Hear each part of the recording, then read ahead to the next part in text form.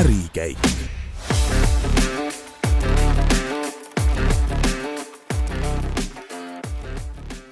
Tere, head ärikäigu kuulajad! Tänane saade on järjekorras 54. Seekordses saates räägime pikemalt logistikaärist ja sellest, kuidas sadamates töö käib. Meil on külas Tallinna börsiettevõtte Tallinna Sadama juhatuse esimees Valdo Kalm. Tere! Tere päevast! Ja juttu juhivad täna Marta Peril-Grauberg ja Joonas Piir.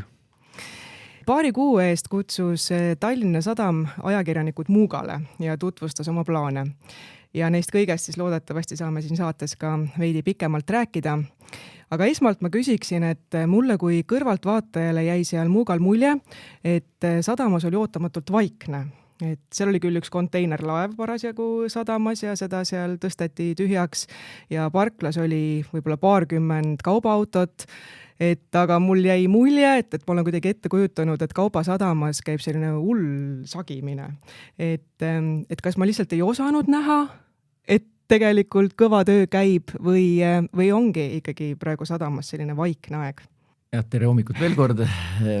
Mõnes mõttes ta on vaiksem aeg kui mõned aastad tagasi ja sõda ja agressioon Ukrainas mõjutas kaubamahte ja seda just rohkem Muugal kui Paldiskis. Meil on kokku 4 sadamat, me omame, nendest 2 on siis kaubasadamad ja tõepoolest Muugal on natukene vaiksem kui Paldiskis, aga ka Muugal on tegemist väga-väga suure sadamaga.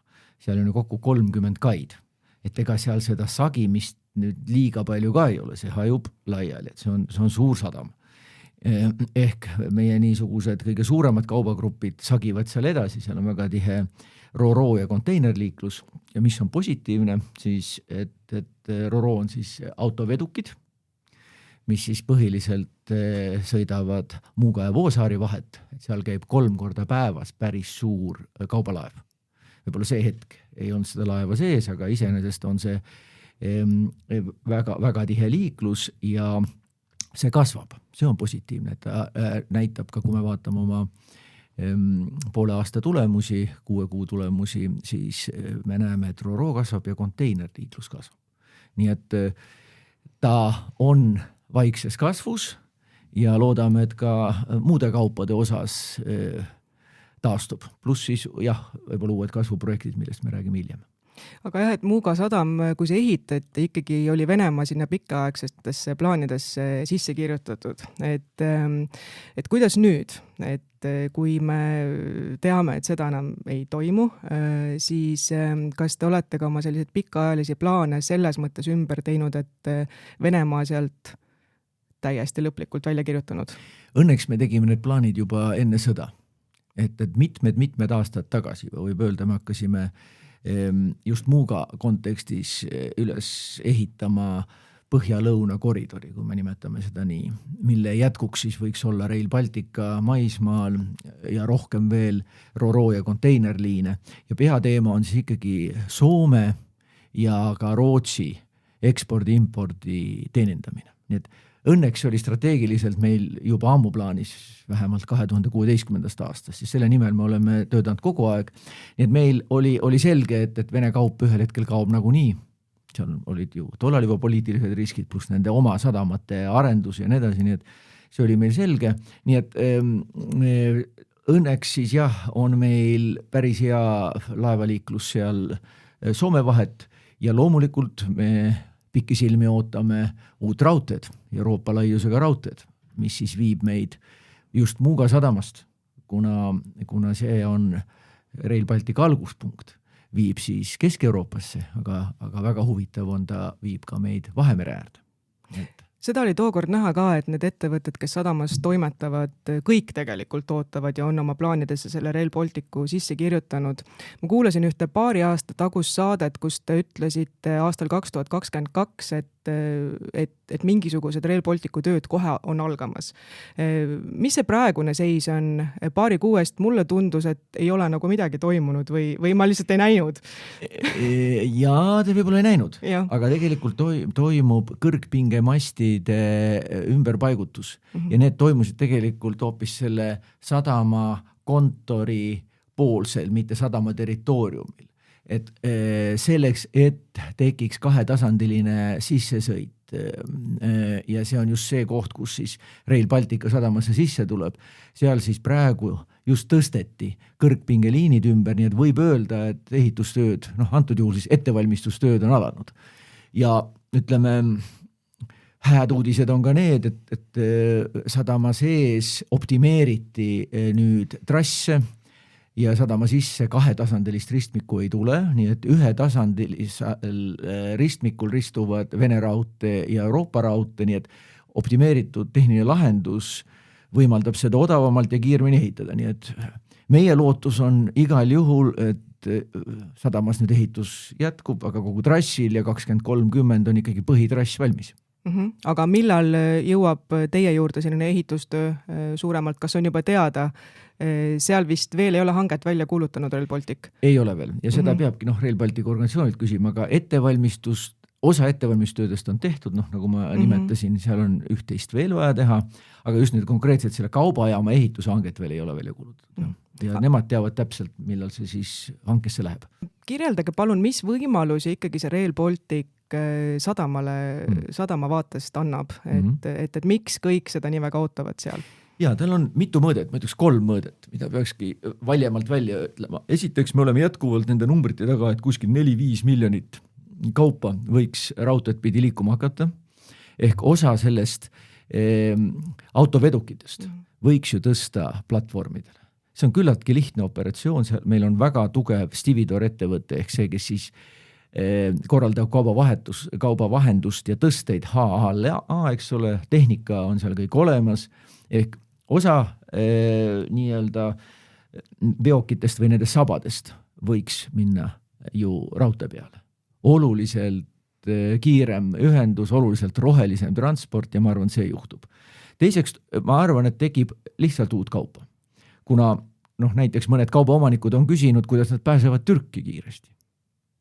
Ja loomulikult see oleks ju ideaalne viia kaup otse alla lõunasse raudteega, need trassid allpool on ju olemas, näiteks Trieste sadamas. Trieste sadamas on ka HALA terminal. Need põhimõtteliselt sealt pääseb Vahemerre ja sealt pääseb siis lõuna poole edasi. Nii et tekib kindlasti võimalus uuteks turgudeks. Nii et kaubamahus me siiski seisame nende miljonite taga, kui trass on juba töös. Siis me arvame, et reisijate veos võib tekkida huvitavaid lahendusi, kui nüüd reisijaterminal valmis saab. Meie trammiliin on valmis. Täna hommikul ma nägin, katsetramm sõitis juba. Ta sõitis juba paar nädalat tagasi, aga mida ta võimaldab? Ta ühendab tegelikult ju lennujaama, Rail Balticu jaama, Tallinna sadama ja Balti jaama. Meie vaates on see võimalus, ütleme, laevafirmadel müüa kombineeritud pileteid, eks ole, et Soome vanem reisija, pensionär tuleb laevaga üle, istub trammi ja sõidab Rail Baltica kaudu Euroopasse. Ja see on 7 tundi oled Kesk-Euroopas. Ehk selles suhtes ma arvan, et selline rongiga reisimine, nii nagu ta täna Mandri-Euroopas on väga-väga levinud, hakkab levima ka siin. Ja seal me räägime siiski ka veel kuskil miljonist reisijast. Ja kolmandaks on sõjalistrateegiline tähtsus. See on absoluutselt vajalik ühendus, et liigutada maavägesi kiirelt. Jah, meritsi sa viid väga suures koguses, aga kui sul on väga kiiresti vaja, siis ma arvan, et ma ei ole strateeg selles küsimuses, aga nii palju kuulda on, et sul on ikkagi vaja raudteed. Räägime natukene ka reisijate veost, mis on ka üks teid väga oluliselt puudutav valdkond, et mis on seal need trendid? Koroona pani inimesed mõneks ajaks lukku. Kuidas praegu on see pool taastunud või kuhu jõudnud sadamate vaatest? Jah, õnneks on taastunud. Meie rekord aasta oli 2019, siis oli 10 miljonit ja see on väga suur number, et me olime siis 4. sadam Euroopas oma reisijate arvult. Eelmine aasta lõppes peaaegu 8 miljoniga ja see aasta on taastumine jätkunud. Ehk on siis kõige suurem reisijate arv on loomulikult Helsingi liinilt, aga ka Stockholmi liin taastub ja kruiis. Eks see võtab veel natukene aega, aga loomulikult on meil sihiks ikkagi rekord aasta ehk 10 miljonit. Nii et me arvame, saavutame selle. kui me teeme head koostööd siin oma naabersadamatega, ma pean silmas kõigepealt Helsingit, Stockholmi, ehk me meelitame kruiisilaevu siia koos ja meil on ühine kliendibaas ju mõnes mõttes liinilaevadest, et see eeldab päris palju koostöömudeleid, loomulikult ka mõningaid investeeringuid, mida Tallinna Sadam on teinud, uue kruiisiterminali ehitanud, nii edasi. Nii et seal on mõned eeldused, aga meie eesmärk on jõuda tagasi oma rekordaastasse ehk taastuda täielikult. Kui palju tuleb sealt saarte vahelisest transpordist? Saarte vaheline transport on siis, meil on siis 4 ärivaldkonda, nii nagu te nimetasite juba, kaubaäri, reisijate äri, aga siis meie laevandus, ja see on siis nüüd siselaevandus, on täiesti eraldi ärivaldkond ja seal me teenindame taaskord see aasta tuleb ilmselt rekordnumber 2,5 miljonit reisijat ja 1 miljon autot, et tegelikult see on päris suur number. See põhiliselt tuleb Saaremaa riililt, aga ka Hiiumaa näitab kasvutrendi, nii et see on üsna vilgas liikumine. Kolleegid ütlesid, et kliendid muretsevad kõrge piletihinna pärast. Mis te selle peale ütlete? Selle peale ütlen mina, et meie ei määra pileti hinda. Ehk tõepoolest lõppkliendi hinna ehk pileti hinna määrab tellija ehk ministeerium. Ja see on selline nii-öelda lepingusse sisse keerutatud, see on natuke keeruline ärimudel seletada, aga põhimõtteliselt jah, lühike vastus on, et meie ei kujunda seda hinda. Midagi teha ei saa. Aga siiski see mõjutab teid ka, et kui palju see mõjutab? Ikka mõjutab ja selles suhtes tellija ministeeriumid konsulteerivad meiega ja mul on hea meel nentida, et me just kirjutasime alla järgmise perioodi hanke, mis hakkab siis 26 sügisest, 7 aastat sealt edasi, et meid on siis usaldatud, seal on sees põhimõtteliselt samasugune mudel, teatud nõuded meile ja loomulikult on sisse ehitatud ka efektiivsus, sest seal on teatud selline kasumikontrolli müts peal, ehk see loomulikult paneb meid efektiivselt tegutsema, aga ütlen veel kord, et see on niisugune natukene tunnetuslik ja poliitiline otsus, mis see piletihind siis on ja seda meie ei kujunda. Enne veel, kui sadama kasuminumbritest ja sellistest investoritele olulistest teemadest põhjalikumalt räägime, ma küsiksin veel teie selliste olulisemate arendusprojektide kohta. Et ma saan aru, et jätkusuutlikkus puudutab kõiki valdkondi, kaasa arvatud sadamate tööd ja te olete väga aktiivselt tegelemas ka võimaluste otsimisega selleks, et sadamates siis võimaldada e-kütuste tootmist, et mis lugu sellega on ja kui tõenäoline see on, et tõesti Eestis midagi sellist ühel hetkel võiks suuremahuliselt toimuda? Mitte ainult võiks, vaid peaks, sellepärast, et tõepoolest meil on mitu kasvuvaldkonda, aga kui te alustate just nii-öelda roheenergeetikast, kuhu meie oleme sisenenud sellesse väärtusahelasse kui sadam, siis kõigepealt ma nimetaksin ära, et me ehitame praegu Paldiskisse mere, aga ka maismaa tuuleparkide teenindamise spetsiaalsed kaid ja tagalat. Et see on päris suur investeering ja me räägime siis tervest Läänemerest, et teenindada siis just nimelt ehitust meie Paldiski sadamast. Sinna tulevad siis suured laevad, võtavad komponendid peale ja lähevad siis võivad Taani väinadest välja ka sõita ja Põhjamerel ka ehitada, eks ole. Nii et see piirkond on suurem. Seal tagalas on siis vabumaid. Osa me näeme, et seal võiks siis toota meretuuleparkide komponente, aga seal on veel vabumaid. Ja sellepärast me näeme mõned vabad maad ette just nimelt rohekütuste tootmiseks ja ladustamiseks. Kõige konkreetsem ongi projekt Paldiskis. See on välja öeldud, et selline firma nagu Derivaat, mis on paljus Eesti kapitalil täitsa tõsine tegija, on reserveerinud, broneerinud päris suure tükikese maad, kuhu ta planeerib siis ehitada roheammoniaagi ja tema derivaatide tehas. Ja derivaadid on siis seal teatavasti ammoniaak, vesinikust ja metanool ja see põhiliselt on planeeritud tööstuse jaoks, sest et tööstus lähiaastatel hakkab küsima ainult roheenergiat, et meil paraku oma põlevkivi energiaga ei ole siin midagi teha. iga investor küsib roheenergiat, et tööstuseks on seda vaja ja kindlasti on seda laevakütuseks vaja.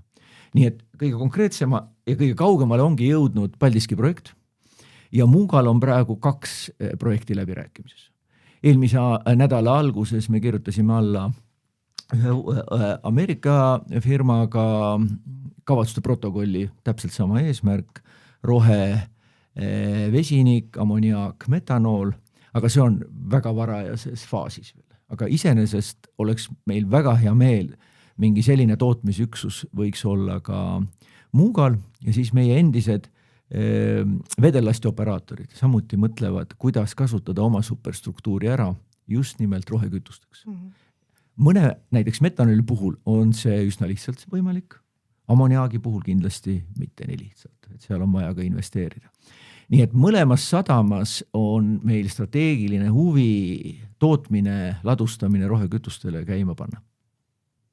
Ja siis ühel hetkel ka ise neid rohekütuste laevu sadamas vastu võtta. Täpselt nii, et üks pool on jah, et tööstust varustada, aga meie huvi on siis meelitada punkerdama ehk siis tankima laevu, kes vajavad rohekütust ja Muugal hakkas meil üks selline päris suur konteinerlaev käima. Ja see juhtus nüüd selle aasta suvel. Ja see on metanooli sõitev laev ja tema vajab juba tegelikult rohekütust.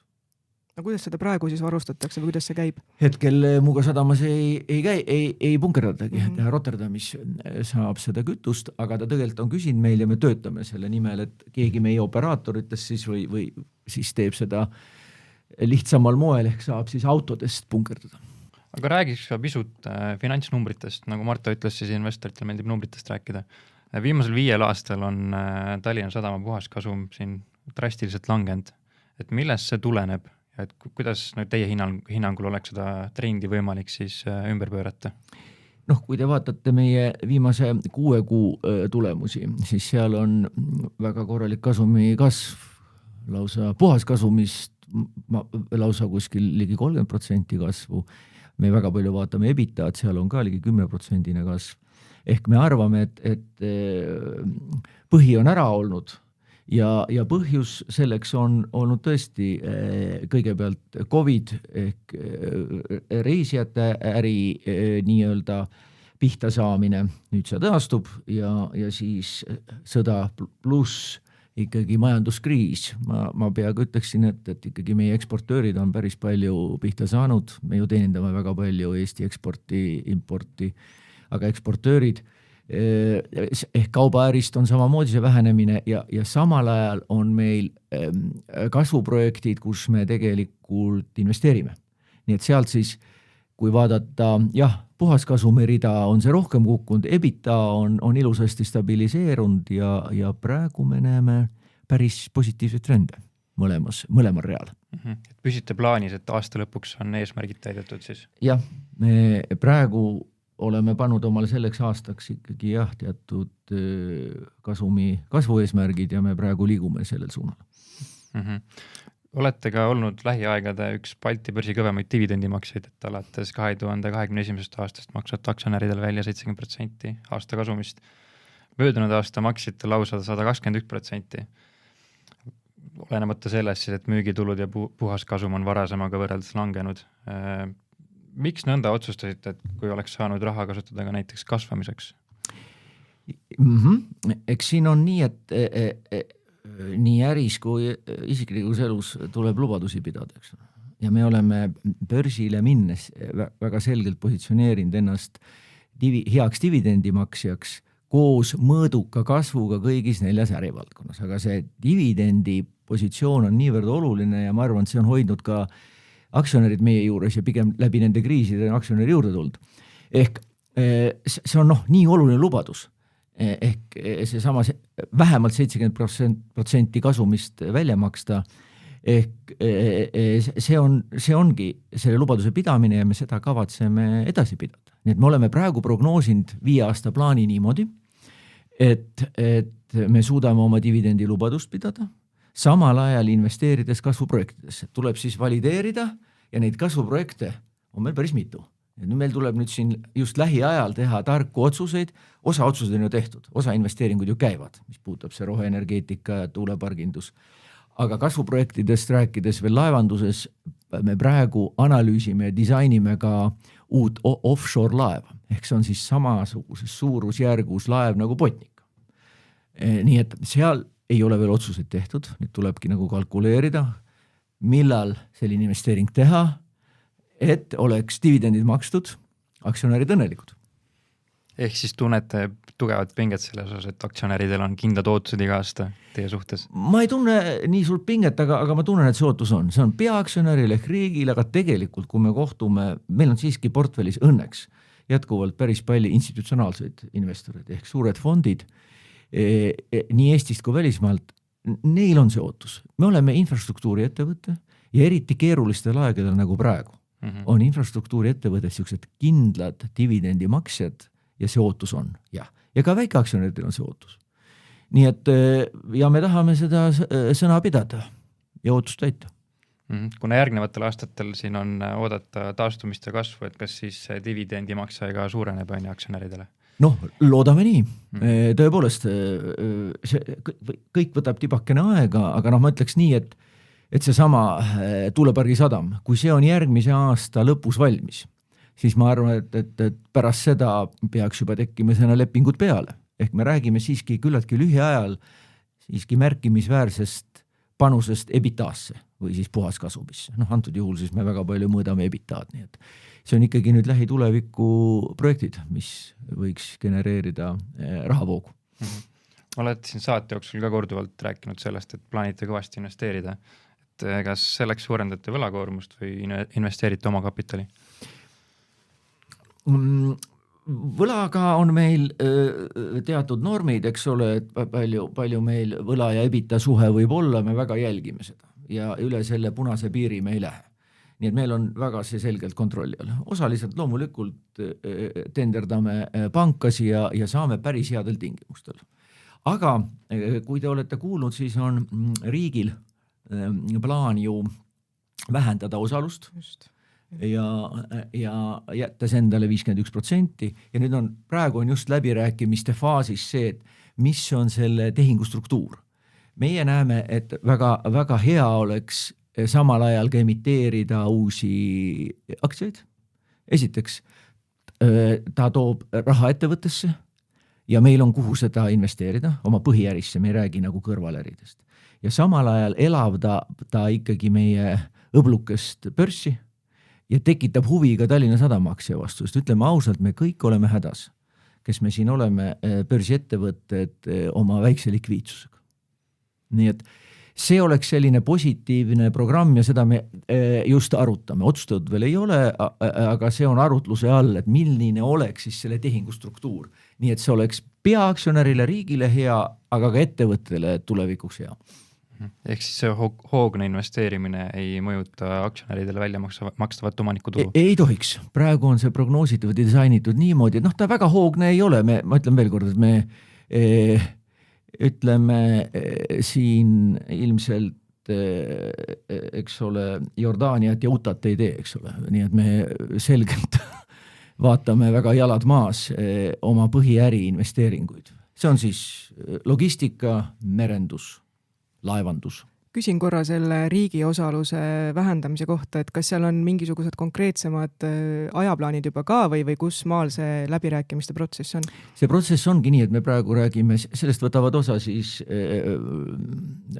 taristuministeerium ja rahandusministeerium, vastavate ministeeriumi spetsialistid, meil väike selline töörühmake käib ja on küllaltki ühine nägemus sellest ja ajaraamides nii palju, et seda öeldi üsna varakult meile, et see ajastus peaks väga palju tulema ettevõttelt.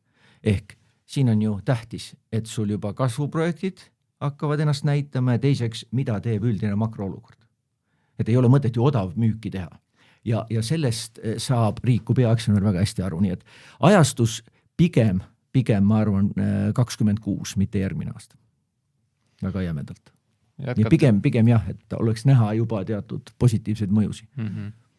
Jätkates börsiteemadel ma vaatasin, et Tallinna Sadama aktsia on alates IPO-st langenud enam kui 45%. Et mis on teie hinnangul selle märkimisväärse languse põhjustanud?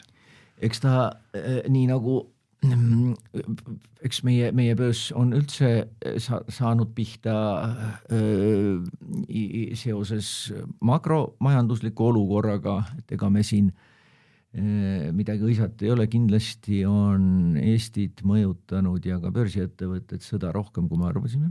Järelikult meie seos ilmselt ja ka börsiettevõtetel oli suurem, kui see tundus, ma räägin terviklikult, eks siin taga on meie eksportöörid, importöörid ja enne seda COVID, eks ole, et paraku on meid siis mõjutanud COVID rohkem reisijate äris kui mõnda muud ettevõtet. Mõned muud ettevõtted COVIDi ajal hoopis kasvasid. Aga täna me räägime taastumisest seal ja numbrid näitavad ka seda. Nii et põhjust on selgelt näha Tallinna Sadamas potentsiaali. Et me kindlasti arvame, et põhi on käes ja tänu põhiäri taastumisele ja uutele kasvuprojektidele püüame uuesti vanu hinnatasemeid. Kindlasti. Teie arvates on praegu siis Tallinna Sadama aktsia pigem soodne? Noh, ma ei saa ju siin soovitusi anda, aga ma ütleks, et siin on potentsiaali päris kõvasti. Ehk kui hästi niimoodi veel laialt vaadata, siis ükskõik mis ajad on, ega kaubavahetus ei kao kuskil. Ja kaubavahetus ja logistika on väga-väga oluline vereringe kogu majandusele. Kui majandus hakkab tõusma, siis on selgelt näha ka kaubanduse paranemist. Sama on reisimisega. Võtame kas või sama kruiisi ärimudel. Tegelikult on ta väga-väga edukas praegu mujal maailmas. Meil lihtsalt võtab natuke taastumine aega ja ameeriklased ei julge siia tulla. Euroopa laevad ja inimesed on kõik siin tagasi, aga see võtab natukene aega. Mudel kui selline, et inimesed tahavad kruiisida rohkem kui lennata, on täiesti selge, eriti vanemate inimeste puhul. Nii et need on need alused, pluss siis jah, ikkagi ettevõtte investeerimisvõimekus ja kasvuprojektide potentsiaal. Te siin ütlesite ka, et Balti börs on viimastel aastatel päris palju pihta saanud tervishoiukriisi tõttu ja ka geopoliitiliste probleemide tõttu. Et kas teie arvates, milline on Balti börsi tulevik teie arvates? Ma arvan seda, et paraku peaks tegema mitte ainult Eesti, vaid ka Balti börsiettevõtted veel rohkem koostööd, et ennast Euroopast tutvustada. Mingisuguseid väga ime-iposi siin tulemas ei ole, aga tegelikult niisuguse investeerimise säästmisvahendina on ikkagi ju börsi vaja ja me näeme, et inimesed on üsna aktiivseks investoriks muutunud. See tähendab seda, et me peaksime rohkem näiteks Skandinaavia suunal või siis valima teatud sihtkohad Euroopas, kuhu minna mitme ettevõttega kohali, nagu me käisime Helsingi börsil 5 ettevõttega tutvustamas. Nii on meil praegu plaan Stockholmi minna, mida võiks siis vedada Nasdaq Tallinn, aga miks mitte Nasdaq Baltikum. Ma arvan, et võiks mõne hea Leedu ettevõtte kaasa võtta, et tutvustada kogu seda regiooni, võtta sõjahirme maha, et me tegelikult oleme hetkel ju turvalisemad kui kunagi varem. Aga kaugelt vaadates, jah, me oleme piiririik, nii et siin on selliseid mitmeid sõnumeid, turvalisussõnumeid vaja koos saata ja küll ta hakkab vaikselt kosuma. Nii et meil siiski on, ma arvan, Baltikumis üsna mitmeid pärle, mida tuleb veel lihvida ja näidata seda lihtsalt. Ehk siis börsiettevõtted peavad ise proaktiivselt käima ja tutvustamas enda tegevust, et saada siis välisinvesteeringuid suunata Eestisse. Täpselt nii. Ja loomulikult aitaks sellele kaasa mõni IPO jälle või siis SPO, secondary, teistkordne pakkumine, nii nagu me siin Tallinna Sadamas seda ette näeme. aga saade hakkab meil vaikselt lõppema, ma küsiksin lõpetuseks mõned veidi isiklikumad küsimused ka. Te olete hariduselt insener ja te olete kokku puutunud erinevates ettevõtetes erinevate kriisidega. Kuidas te inseneri taustaga neid kriise lahendate või kuidas te mõtlete juhina? Kuidas te nendest olukordadest välja juhite oma ettevõtte ja inimesed? Jah, tõepoolest, inseneril on hea omadus, et ta on mõtleb küllaltki jalad maas ja näeb asju struktuuris ja see kindlasti aitab, et mind on inseneriharidus kindlasti väga aidanud eelmistes töödes ja ka tänases töös. Kriisid on muidugi erinevad ja kui vaadata 2007-2008, siis see oli väga tõsine kriis Eestis, aga näiteks telekomisektor käis sellest väga kiirelt läbi. Nii et see on väga erinev. Antud juhul me näeme jällegi tõsisemat kriisi ja siin võib-olla kõik asjad taaskord nii kiiresti ei taastu, nii et see oleneb väga palju majandusharust või sektorist.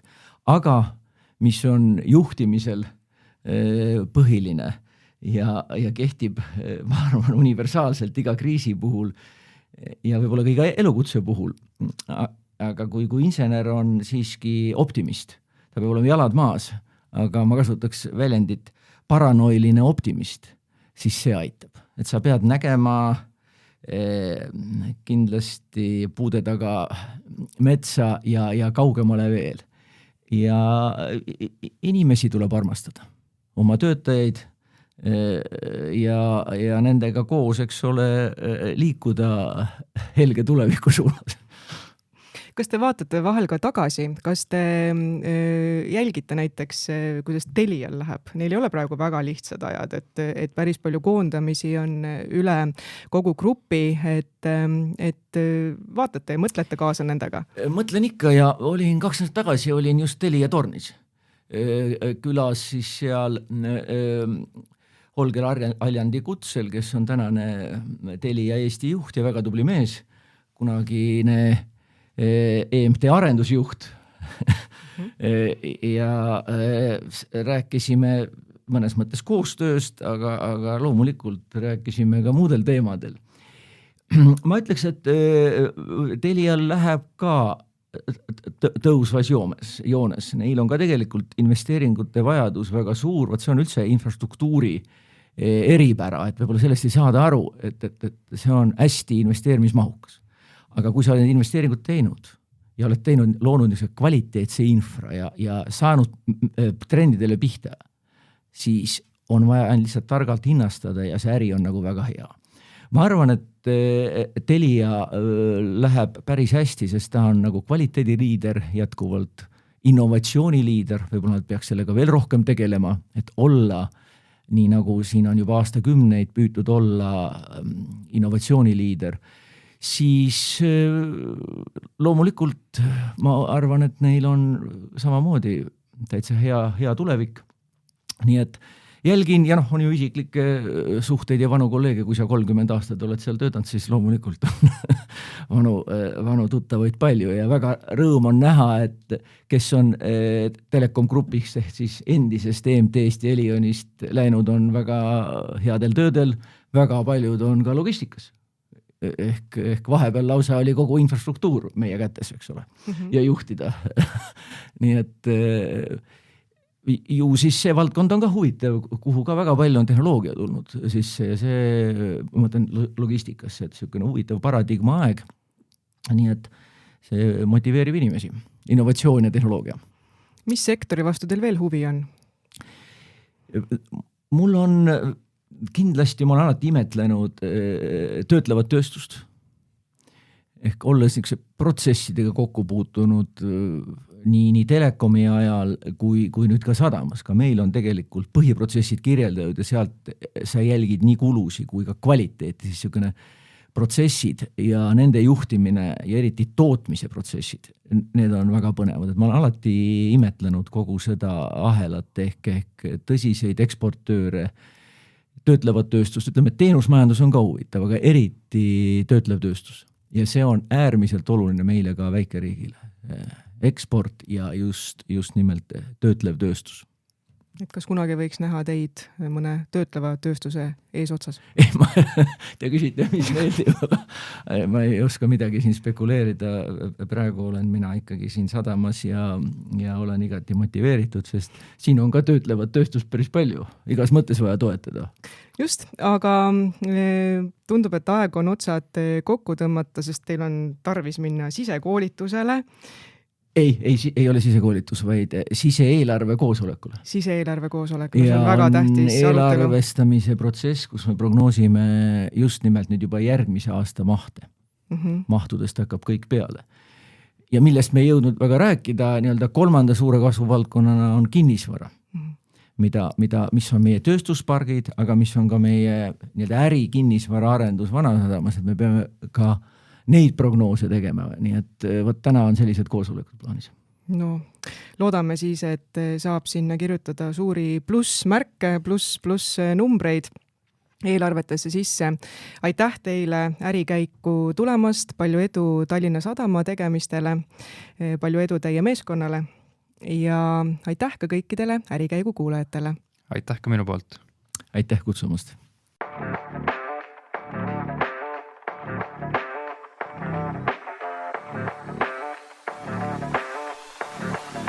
Ärikäik.